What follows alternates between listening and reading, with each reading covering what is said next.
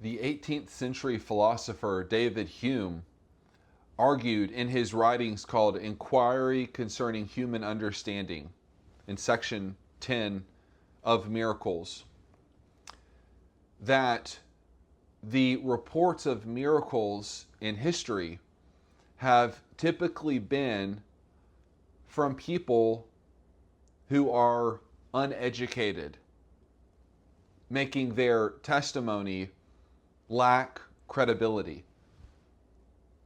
Now, this is one of Hume's 5 arguments, as most people count them, in this section of his writings against miracles.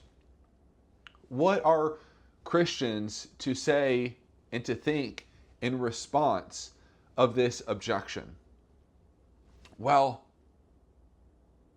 a great place to start is to simply think through the education level of the people that are mentioned in the Bible, the very writers of Scripture themselves.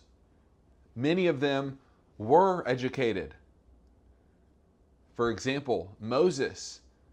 Moses was an educated man.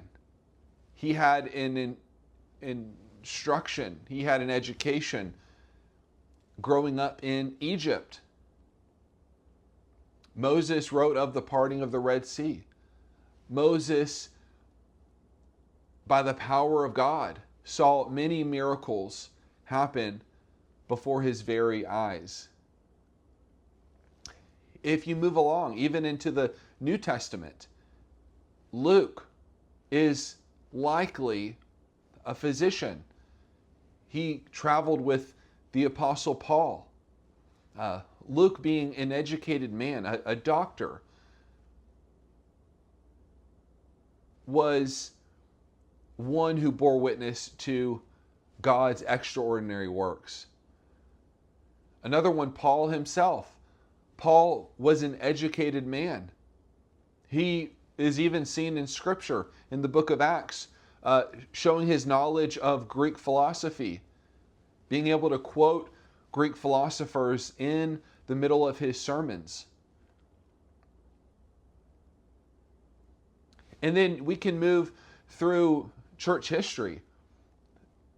It was the Christians who actually founded the first universities.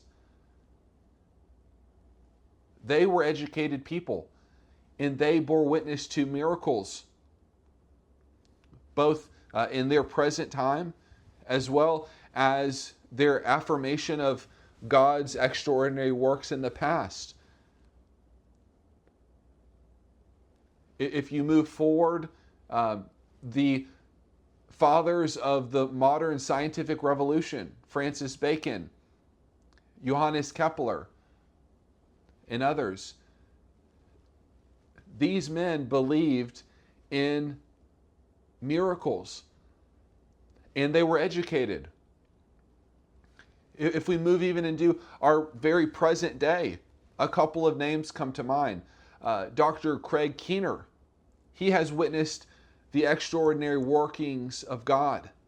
He has a book that you can go read entitled Miracles. In fact, I encourage you to buy and read that book, where he recounts miracles witnessed in our own day. And some of them are recorded as being witnessed by educated people. For example, the leaders of Iris Ministries, Mrs. Baker, she has a doctoral degree, I believe even 2, and she has witnessed God's extraordinary works before her very eyes. So that's the first thing to note about this, that there are educated people throughout history and even in our own day who testify to miracles.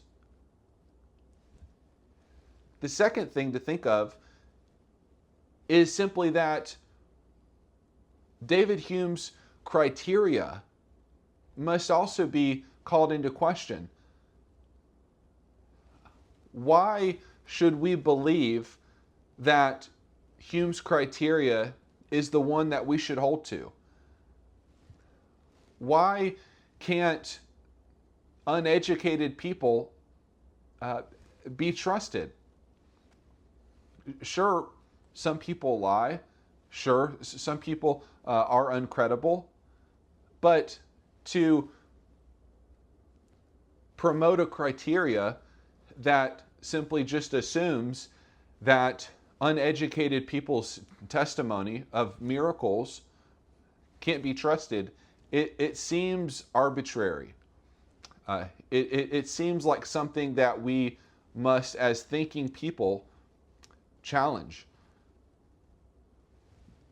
So, in summary, 2 points to Hume's argument. Number one is simply that it is not true that miracles are always attested to by people who are uneducated, as we just showed by specific examples.